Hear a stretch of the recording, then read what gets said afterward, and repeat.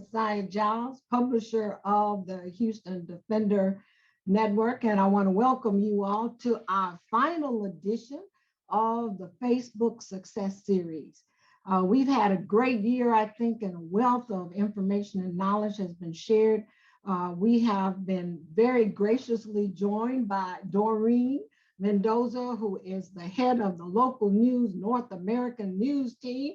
Thank you, Doreen, for joining us. But more importantly, thank you, Doreen, for your support of the NNPA Fund. I think that the rewards that we've gained from these webinars is that it has made our business operations stronger. It's helped our staff be able to gain some new skill sets. And more importantly, it's helped us better serve our community. So thank you, Doreen. Thank you, Facebook, for your support of the NNPA Fund.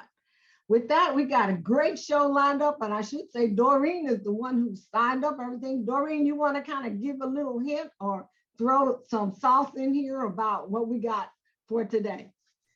Sure. Thank you, Sunny. And it's our pleasure to work with NNPA. We're really grateful that you gave us an opportunity to present some of our offerings, our education. I know it's hard. It's been a hard year to do this over webinars and people just want to meet in person and give each other hugs, but I appreciate you guys hanging in there until December and hopefully we can do something else in the coming year. I watched Alyssa do this presentation for a different group and it was about event revenue, but what I was really impressed by is how detailed they were about measurement, about taking hints and signs from a bunch of different places and using that to develop a strategy about events. I know some people aren't quite ready to jump into in-person events, but she also talks about virtual events and how they use those for lead generation, how they use those to acquire new members, and just to get close to people and what those relationships are now developing into through an event. So I'm really, really excited for you guys to hear what she has to offer. She's also a lot of fun and answers a lot of really good questions. So I think it'll be really great for you guys. Yeah, I found out from Doreen, from our producer Clyde, that Melissa's is in Texas. So I was like, okay, girl, I really got to hook up after this is all over just for the Texas connection. Okay.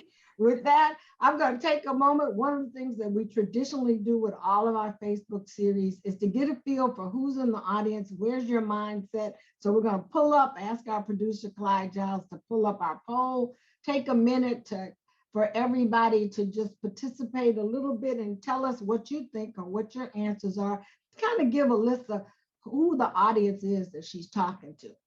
Anyway, all right, looks like based on the results, more people, Alyssa, need your help, girlfriend. It's like, okay, some are using newsletters.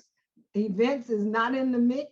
Social, if you'll scroll down, Sunny, we'll see what the others are. Has your organization done virtual events? Looks like a significant number of people have done virtual events, 71%. Looks like people are having challenges with technology and strategy, but then you have a significant number say all above. So with that gives you a little insight, Alyssa, into who you're talking to and who our audience is. With that, it gives me great pleasure to introduce our guest today. And this session is being recorded. It will be distributed on the website. And by the way, for all of you, we will be sending out an e-blast in the next week that will have the cumulative of all the webinars for both Business Insight and the Facebook Success Series. So you'll have access to those. With that, as I said, it gives me great pleasure to introduce my Texan homegirl. Anyway, Alyssa Harris, who is the editor-in-chief of the Southern New Media publication, Scalawag Magazine. And with that, she's going to share with us some of her secret sauce for generating event revenue. Hi, y'all. Welcome, everybody. Thanks for having me here today. My name is Alicia Nicole Harris, and I am not our editor-in-chief. I am our Arts and Soul editor, but I've served at Scalawag basically in almost every role that you can think of. I gave you a promotion. You did, and we receive it. We bless God.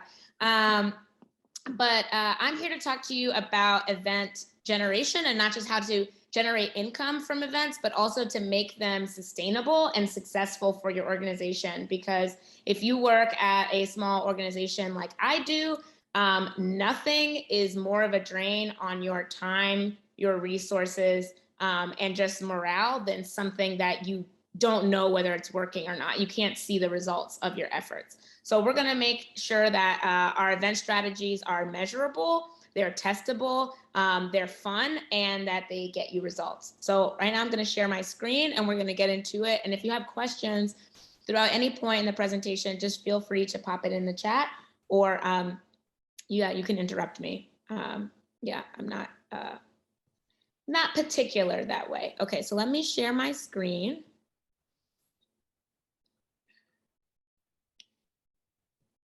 Okay, and great.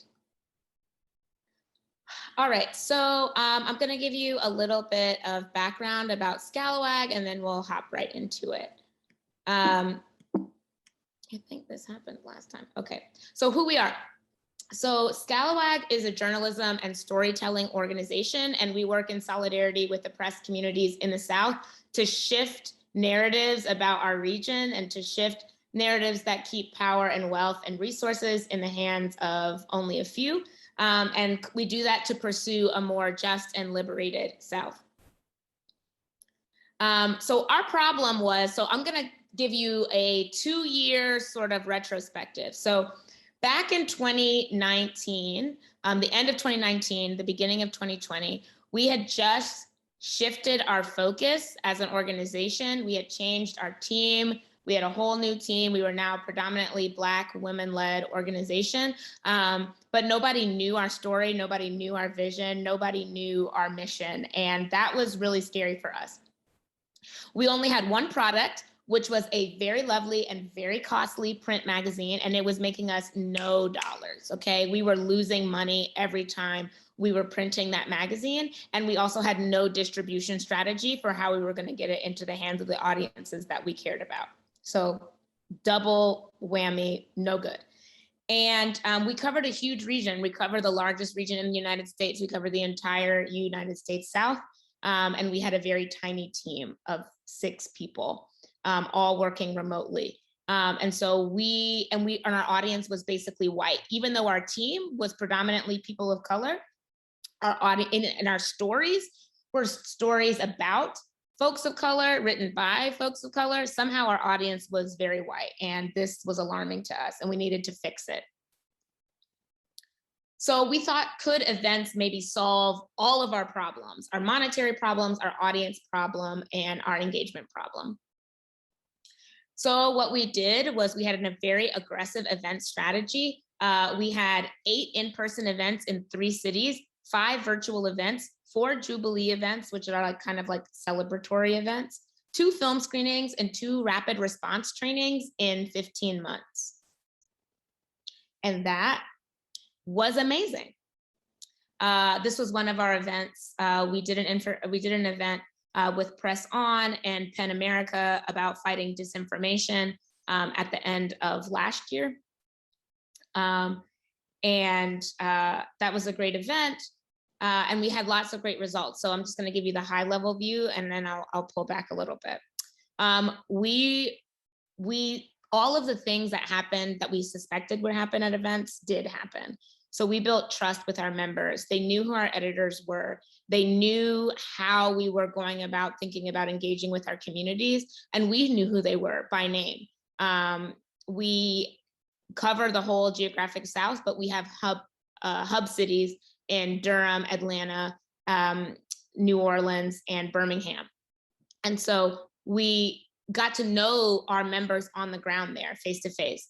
We had an effective new product line because the conversion rate of attendees was about 10 to 20% of people who attended our events actually deciding to become members in some way. And that's way higher than the conversion rate on our site or the conversion rate on any particular piece of journalism, right, that we're producing.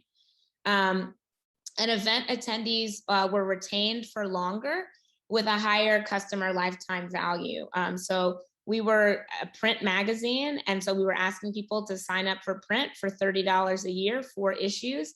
But with events, we were asking people to sign up and kind of come to events as they wanted to, and they were signing up at about $10 a month. Excuse me, $5 a month, as opposed to $250 a month, which doubled our income. And we found that when we looked across the different kind of events that we had hosted, we have found that our audience was had a higher percentage of folks of color. So when we started this, we had about 10% of our newsletter subscribers were identified as people of color. But at our event, 37% of attendees surveyed were folks of color, and at our highest, that highest percentage reached 98%. So, and our average for in-person events was about 50% people of color. So way, way, way over indexing in terms of population size. But even though this was great, all of this was not sustainable, y'all. It was just flat out not sustainable. It was too much. And so we decided to scale back. I'm giving you kind of our process through our journey with events so that you can see, maybe avoid some of our pitfalls, also learn from some of our strategies, and really think, what is the size of your team and what's going to be sustainable for your organization long term, right? So after we had all of that, those great insights, we scaled back and we said that we were only going to do in 2021 3 virtual events and 1 mini publisher series. And I'll talk to you a little bit about what a mini publisher series is, if you guys don't know. But that was from 15 events last year to 3 events this year. This felt much more manageable for the size and scope of our team's work. This was one of the events that we did. We did back in June for Juneteenth, we did Abolition Week. Scalawag has an explicit abolitionist stance in terms of our journalism and our commitments as an organization. And so for that week, we published exclusively content written by incarcerated writers. And so we hosted an event during that week centering the work that formerly incarcerated individuals are doing around abolition and caring for those on the inside. And earlier this month, we did a follow-up event called The Press in Prisons. We created a guidebook that's specifically for media organizations looking to partner with incarcerated writers, looking to add them to their newsrooms. And we conducted a training session around how to do that, which included voices of the formerly incarcerated and folks who are currently incarcerated and on death row.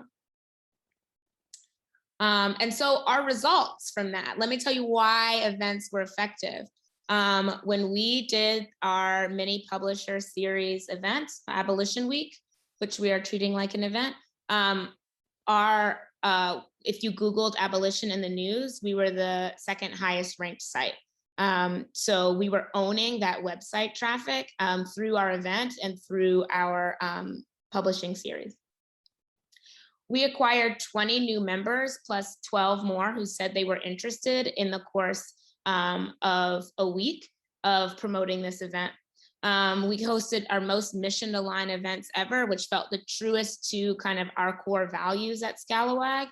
And these events, the Abolition Week event brought in $770 in donations, and our Press in Prison event brought in a little over $1,000 in virtual ticket sales for the event.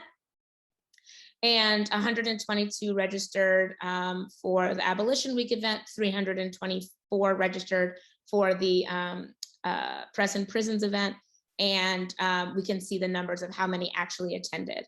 But when we weren't doing events every month, we did see a drop in membership, both in retention and acquisition of members.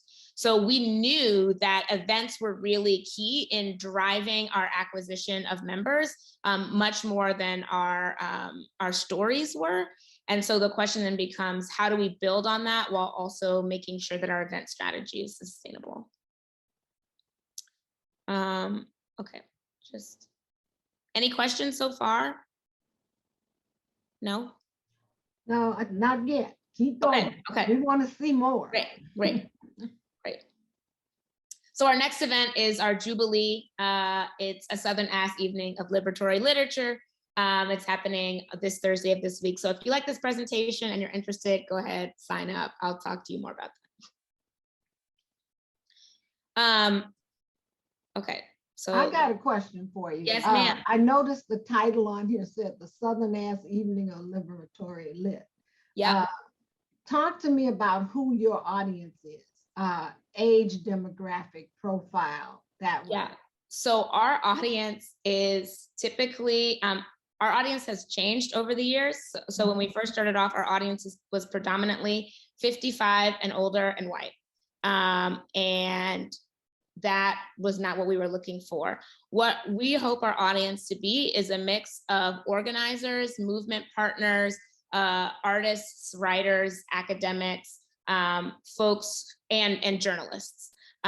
So our audience is typically skews more heavily academics and more heavily journalists. So not always people who are reading the news, but people who are writing the news read Scalawag.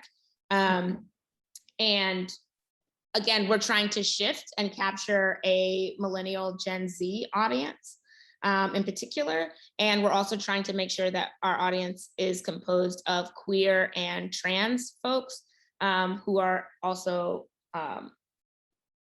historically and currently marginalized nationally, but also in the South. You mentioned the incarcerated kind of focus during that abolition week. Many of the NNPA publishers have focused on the new slavery, which is in the prison population.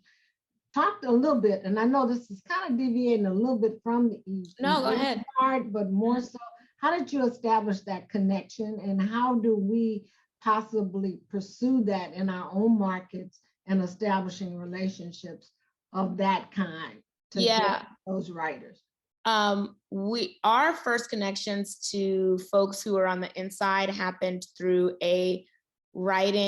one of our editors was a part of a writing fellowship program with folks on the inside, and he made a couple connections with some of the men who were in his program.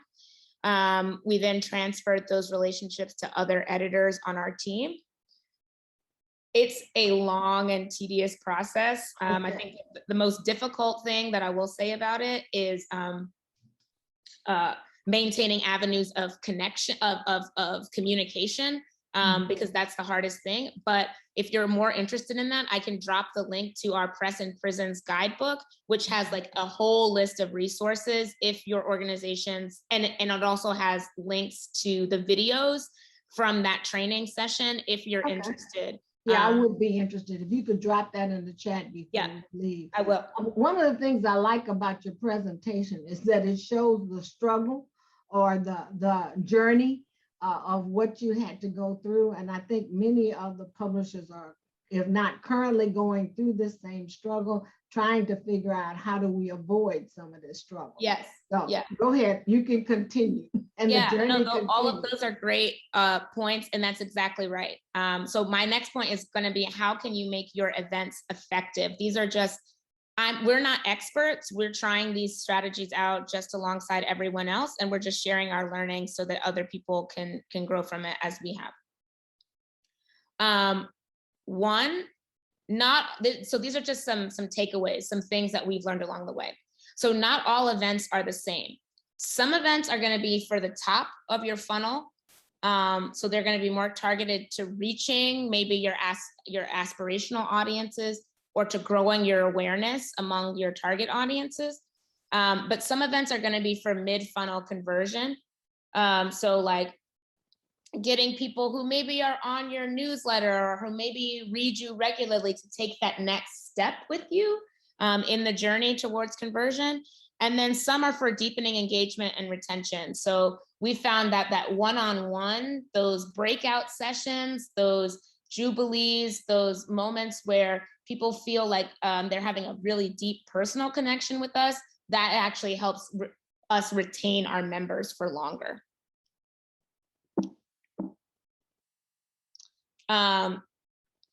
So I'm just going to give you, so critical content is really good for mid-funnel conversion and deepening engagement.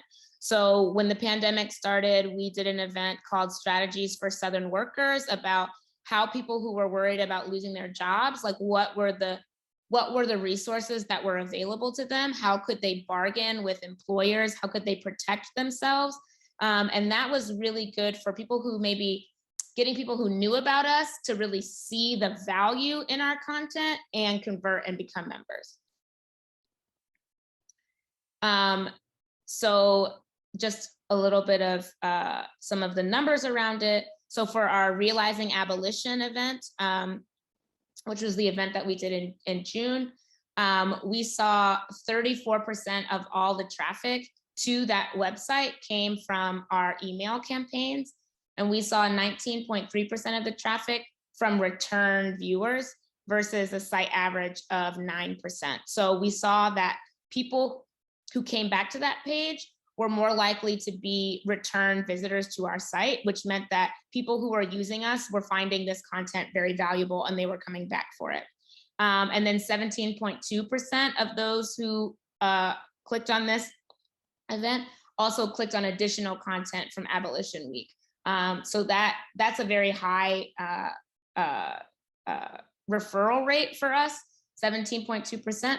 So that meant that after that they encountered that the information for Realizing Abolition, they were galvanized, and then they went on to encounter more of our content, which is what we want. So to our Realizing Abolition event page, we saw 6,000 visitors, 12 referrals to our support page, and just for like the numbers perspective, 658 visitors. So, okay, oh yeah, sorry, I got my numbers wrong. So the first number is 6,000 visitors to a popular story of ours. And that only referred 12 people to our support page. And the event page, it had 658 visitors, but it resulted in 22 referrals to our support page from the event. So that meant that like even though they had like, even though our event page had 10, what is it? I can't do the math. 100 times, yeah, I think it's it. No, 10 times less the number of visitors, it actually returned more referrals for us. So again, it was showing that events were converting at a higher rate than our story content.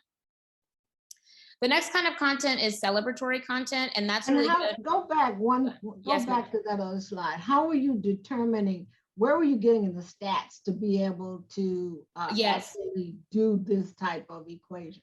Yeah, we use a platform called Parse.ly, which tracks our views and our referrals on site.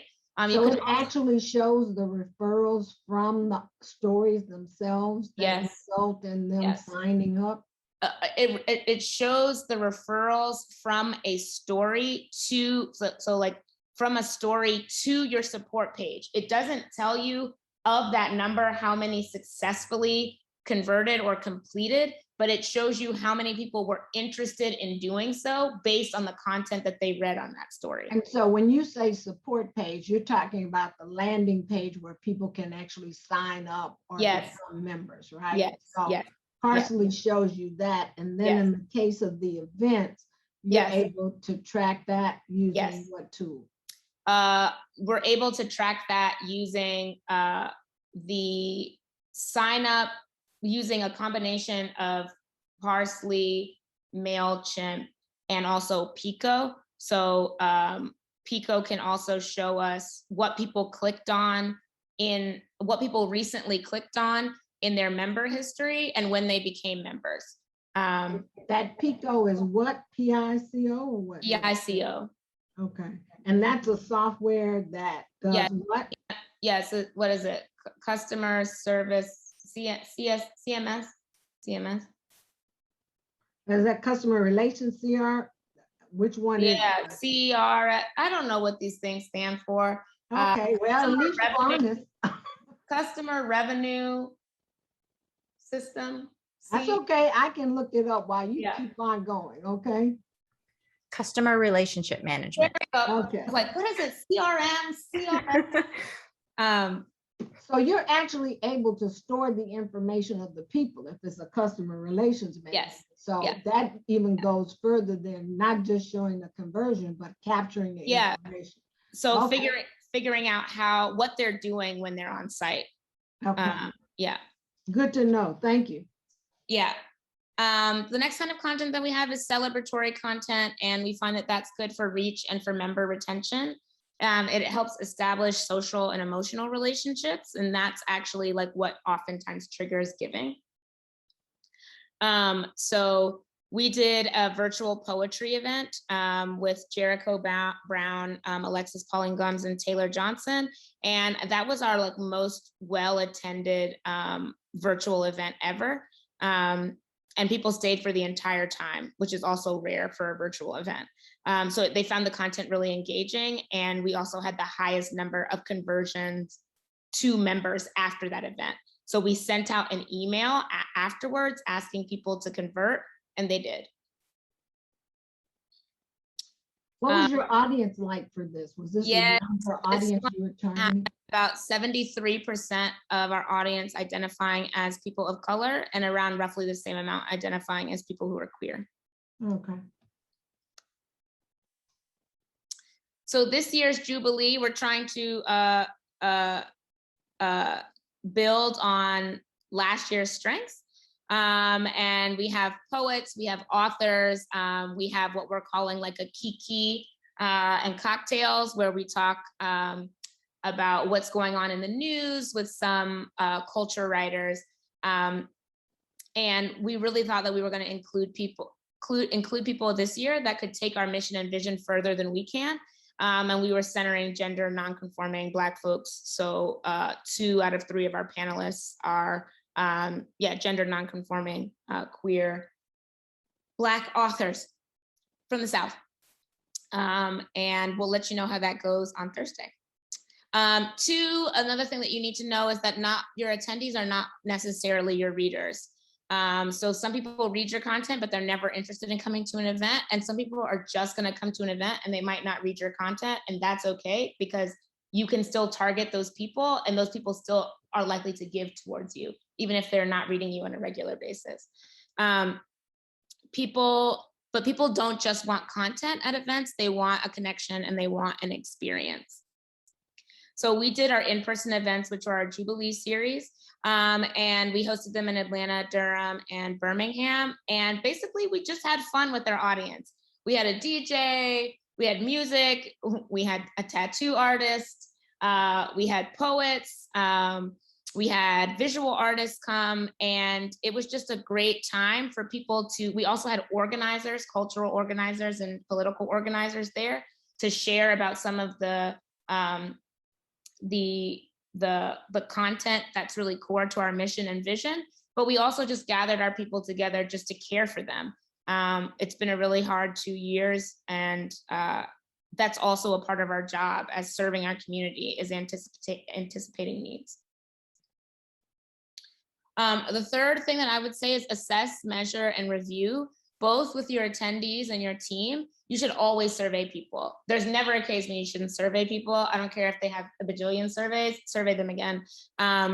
Always and especially after an event, to see what you can learn, to see what the insights were, to see what resonated with your audience and what didn't. And always conduct an event retrospective with your team to measure internally how successful it was. Could you stress how important that is? Because talk about your experience. You cannot, so it's a lost opportunity as newsrooms, even with like Google Analytics and Parsley, it's very hard to get data, like really deep data on your audience, specifically around the demographics that we care about, like race, gender, sexual orientation. They can't give you that information. And as such, you have to build, and those are also communities that are oftentimes deeply suspicious of media. So you have to build those connections in person. You have to build them with people through a kind of personal relationship. And surveys, you don't get to talk to everybody at an event. It's impossible, especially virtually. But surveys give you the ability to listen to your audience and to adjust your content or to address your strategy depending upon their engagement with you and their assessment of how you're doing. You can think you're doing great, but if your audience doesn't, your strategies move. So for us, when we did an event, not everybody will take the survey, but those who take the survey are typically people who really want to be invested and engaged with you and your organization. So you can see here that in some of these survey data, we asked people to say whether or not they were a member. Are you interested in becoming a member of Scalawag? And what you see out of these 16 responses was that almost 87% of people were potentially interested in becoming members. And this is basically asking for the order. If you don't ask, you won't get. And right. I think oftentimes people forget to ask. They assume, and you know what your mama said about that. So yeah. And the other thing is, like, we always ask if somebody wants to talk to our editor, and 70% of people say, I would say about between 50 and 70% in general around our surveys always want to talk to an editor. And we always follow up with them. We always talk to them. If you want to talk to a Scalawag team member, we will find a way to talk to you. So how do you arrange that? Because I mean, when you're doing, is that tedious? Do you set aside a specific date or? It is tedious. It is tedious. Typically, I try to do it the week after an event. And I just schedule a day where I set up emails or calls or Zoom calls with all the people that wanted to talk to me. Okay. Yes, it is tedious, but those are also people that give us leads on stories. They're also people that connect us to other organizations that we want to be in communication with.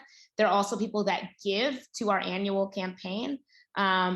So they're the people that we want to be in connection with. And we also ask how they heard about us so we can know, where we're gaining traction with people. Okay. And then do a retrospective with your whole team. That means assessing every aspect of the process, from event planning to promotion to execution and to follow up. Like, you don't just care about the metrics, you care about how you got the process done, because that's where you're going to figure out whether it's going to be sustainable for your organization or not.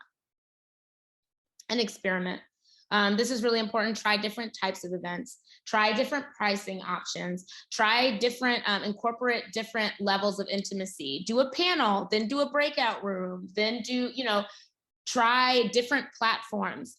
There's a couple that I can recommend besides Zoom, one of which is WonderMe, which is more interactive, and it kind of gives the participants a little bit more agency. But experiment and then learn, see what works, and then incorporate that. For us, suggested donations, for instance, if we're trying pricing models, really is the way to go, because it can be free for your members. It can encourage people who are not members to sign up so that they can get in free for this event and for the next event. And it also means that, like, the suggested donation doesn't mean, it never excludes anyone from going, but oftentimes people give more than the suggested amount. So you're not leaving any money on the table. When do you ask for the money? Do you ask for it at the end of the event? Do you ask for it in your survey? Where do you ask for it? We ask for it on our site on the event page. So we do like an Eventbrite. What we do is we embed the Eventbrite into our website page, and then we send them, for a virtual event, we send them the Zoom code in the Eventbrite email once they register. But the donation, I'm saying, from that standpoint, where do you ask for the donation? You say it's on the landing page and in the invite, right? Okay. On the Eventbrite. Mm-hmm. And then we also ask after the event as well if people did not donate. Okay. So how you can make this sustainable, go virtual. We were spending so much money trying to cart our little team all around the South. But going virtual does have benefits because you're not limited in your geographic coverage. You can we just did our Press and Prisons event and we had people calling in from Palestine. We are never going to be able to go to Palestine, but if we do a virtual event, we can. This was also one of our successful events. It was virtual, it was a film screening, and we had a $5 donation to attend, and we raised $1,300 from that event, and we spent, I think we spent a total of like $200 on the event for the panelists, for paying the panelists for their time. But yeah, we just made money and we didn't have to go anywhere. Amazing. We love that. And I noticed you partnered with a number of people, so that helped also on your attendance, didn't it? Yes, let me go to that. I'll go to that in a second. But yes, a partnership is crucial. I would say create an event template. So once you find a format that works for your organization, stick to it and just adjust that format as you need, but you don't reinvent the wheel every time. Repurpose your existing content. So you've already paid for that content, you've already written it, but an event can repackage it in a new way and like let your reporting and your storytelling do double the work for you. So it's also like more cost effective, we found, because we pay for a story. We pay $600 for a story at minimum. We're paying $200 for an event. Our stories aren't actually giving us any revenue, but our events are a revenue stream. And they also bring in money in terms of just one-time donations from people who want to come to the event but don't want to become members. And it also encourages people to become members. Give an example of that repurposing or repackaging. Abolition Week, great thing that you asked. We have all this content from incarcerated writers and nobody was looking at it. So we decided that we were going to create a framework for that content, sort of a like abolitionist journey. And then on each step of the journey, we were going to situate and repackage the content that we already have as like, here was your reading for day 1. Here was your reading for day 2. Here was your reading for day 3, around kind of like advancing to the next step in your abolitionist journey. And then at the end of the week, we had an event. So that it helped us build brand identity and awareness. We created a mini publisher site within our site to sort of guide people through the existing content. And that made it feel like every day when we dropped a new story, it was something that people who came the day before were looking forward to. We were also able to tease up the event that way. So by the end of the week, people were really galvanized and interested in hearing what formerly incarcerated and incarcerated folks were talking about in terms of realizing, imagining different strategies for abolition in the future. I'm going to skip that point. But this is to your point about partnering. Share the work and the time and the audience and the costs. Like you don't have to do events in silos. You can build new news ecosystems through events and through partnering with other organizations. Like a lot of times people are very greedy with their content. We are not. We are not greedy with our content because we know that what we're trying to do is shift an entire media landscape, and we cannot do that work alone. We need to partner with other allied folks who are also invested in that work. So one thing that we did was we partnered with Haymarket Books ahead of Abolition Week, and we did a power hour, which we asked them and all of our partners to get on Twitter at the same time. And for an hour, we used the same hashtag, and we just like tweeted everybody on our on our followers list about the event so that we could flood Twitter and like get our events trending. Very helpful, very effective. And the other thing is create new news ecosystems, like I mentioned. So for Abolition Week, we asked other publishers to join us, like Push Black, Reasons to Be Cheerful, Truth Out, The Laura Flanders Show, and we asked them to say, to say a tag on their content that like this story is for Abolition Week. So you can see Push Black saying, we've published this story in collaboration with Scalawag to shed light on the carceral systems in the South and beyond.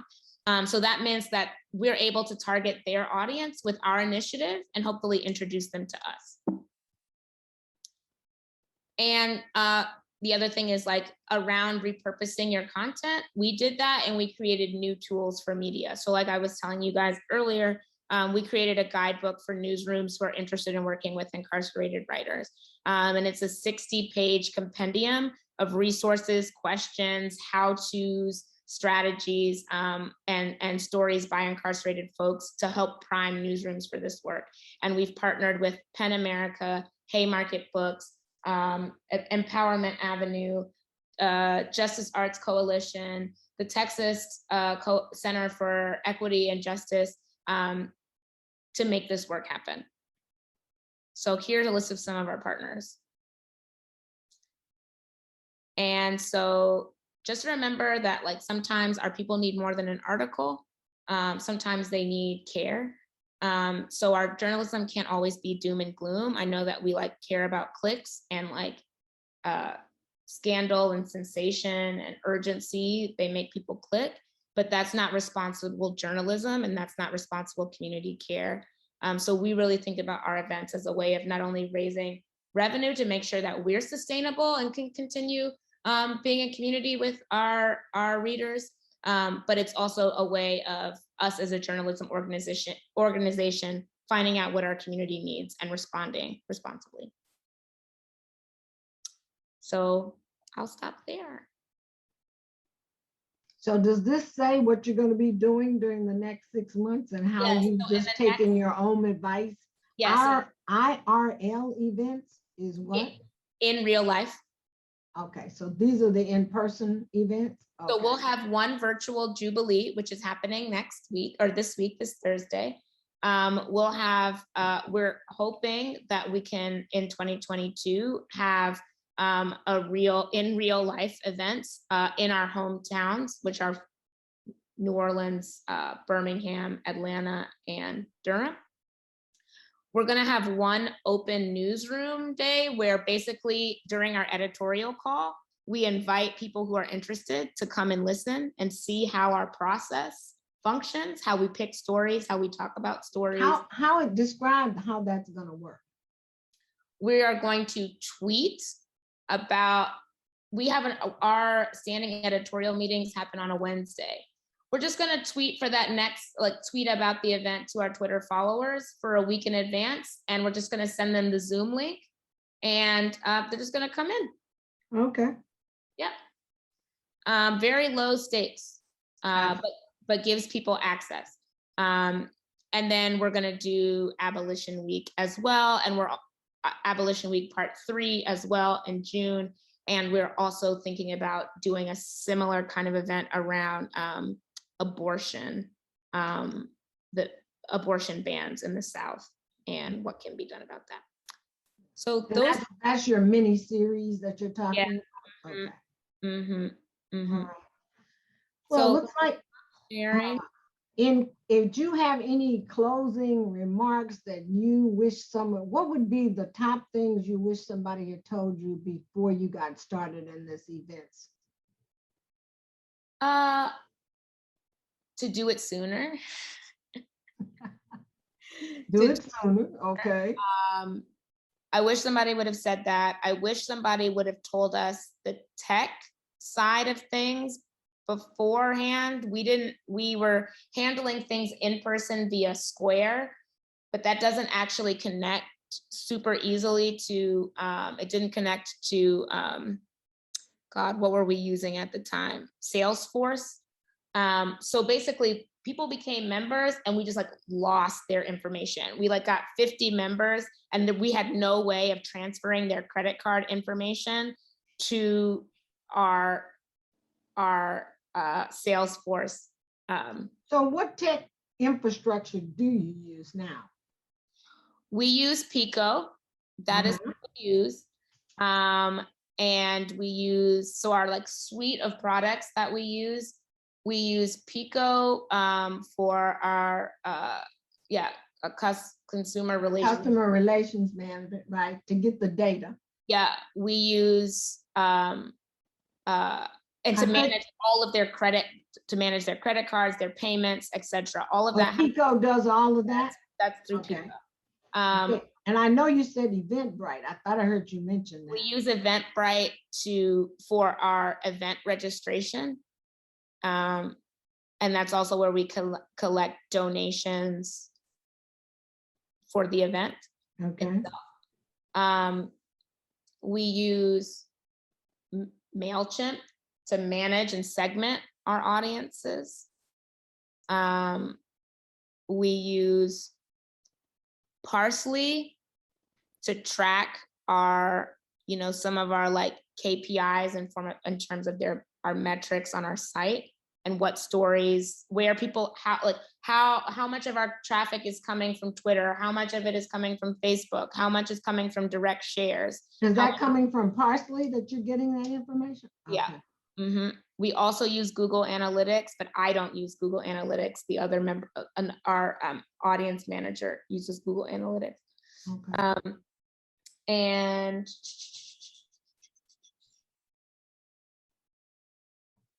we use Zoom for our virtual events, and we've tried other things, but Zoom has always we've always come back to Zoom. Okay. I'm trying to think, what else do we use? I think those are the big ones. Okay, all right.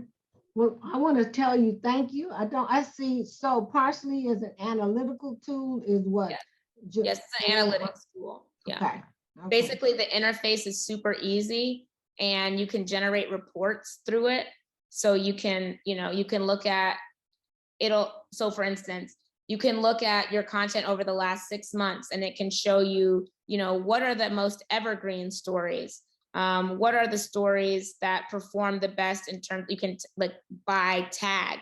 So if you tag your stories with COVID, you can look at all of your stories for COVID and see how that's been performing over, over an interval of time. Well, we actually have Parsley, but I may need to call you to understand how, because my problem is I don't understand how to read it the right way. So okay. Yeah, we can talk.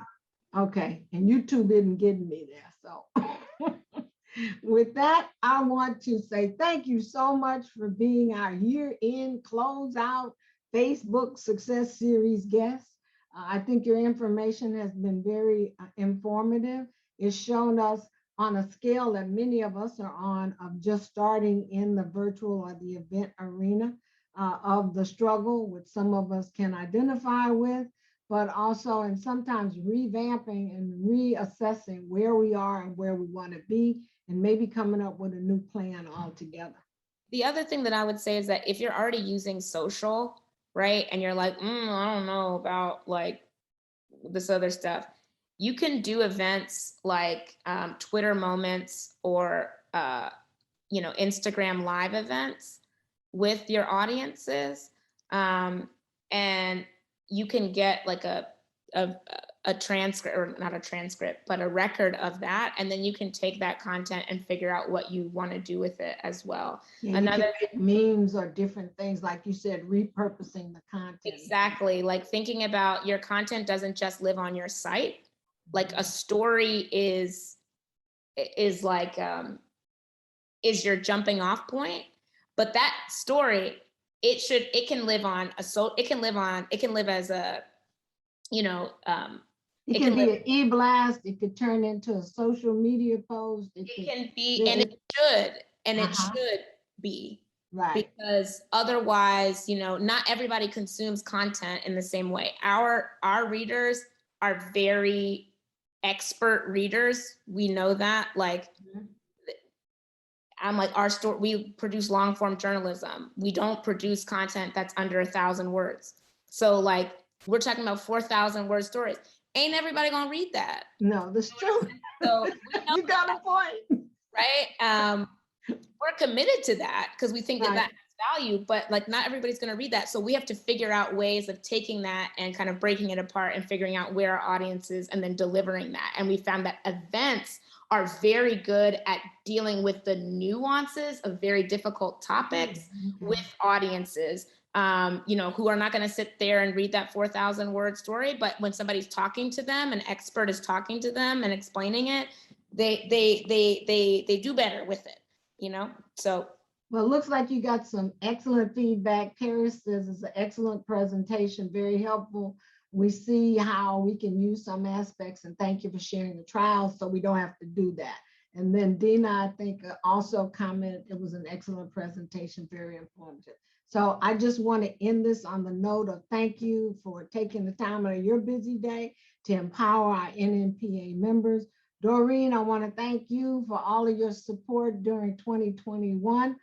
And just know that you'll be getting your impact report, which is turning out to be pretty good, girl. Anyway, aside from that, NNPA members, those of you who are here, thank you so much for joining us, for taking time out of your busy day, because I know in some cases this was your production day. So thank you once again for joining us today and learning more about events. As I said, in closing out this chapter of the NNPA webinars, they will be posted on the website on Monday, and we will be sending out an e-blast that will link to all of the different resource materials and videos that we've collected over the year. So with that, I wish all of you a happy holiday, happy Kwanzaa, and happy New Year. Take care. Bye, y'all. Bye. Clyde, you can take us out.